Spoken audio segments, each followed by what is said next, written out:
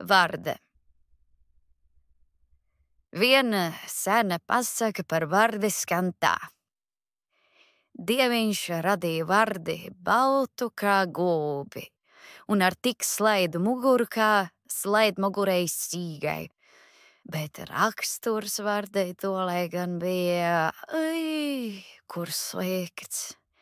Tikko tā pamanīs, ka citam gadās kaut vismazākais misēklis, tā tūlīt uzmetīs starba mugurā, paņems ceļa spieķi rokā un ies meža tēvam sūdzēt. Kam tu Varde tik neganta esi pret citiem? Meža tēvs pārmetoši vaicāja. Varde izrieza savu sniegbalto gulbja krūti, apvainojās un dusmīgi jautāja. Kā? Kā tad es esmu pret citiem neganta? Es tikai esmu tāda, kas mīl patiesību un meklē taisnību. Nē, Varde, tu esi neganta. Ik akmentiņu tu uzlasi, iebāz kabatā un ti gaidi to īsto brīdi, lai mestu savam draugam.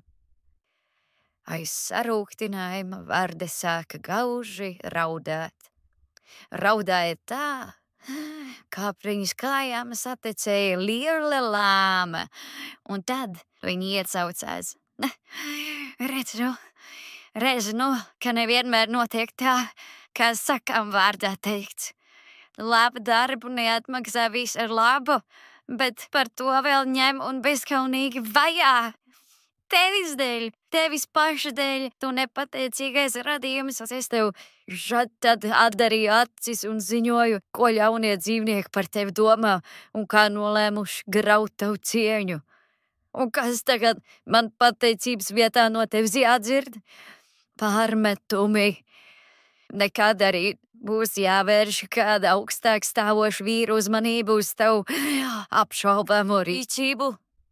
Un ar lepni pacelt galvu, Varde jau tūlīt gribēja iet savu ceļu, lai savārstītu jaunu sūdzību šoreiz jau pašam dieviņam. Bet notika nelaime. Varde bija pārlieku atmetusi galvu un nepamanīja akmeni, kas rēgojās ārā no zemes. Un iekāms vēl mūsu tiepši savās baltajās gulbidrānās pagūl kaut kur atbalstīties, tā visā garumā jau gulēja purva grāvī, kas atradās tieši ceļa malā. Un ar to pašu beigas bija visai Vardes godībai. Baltās gulbja drānas novārtījās kūdas dūņās, bet slaidā sīgas mugura, krītot pārlūza un kļuva līka. Tā bija liela nelaime, kur liela. Par tie, kuriem Varde savā negantībā bija pārdarījusi, juta viņai līdzi.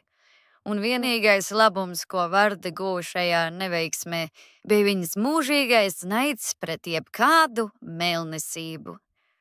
Ne viņa pati vairs kādu apsūdz, ne arī pacieš, ja citi to dara.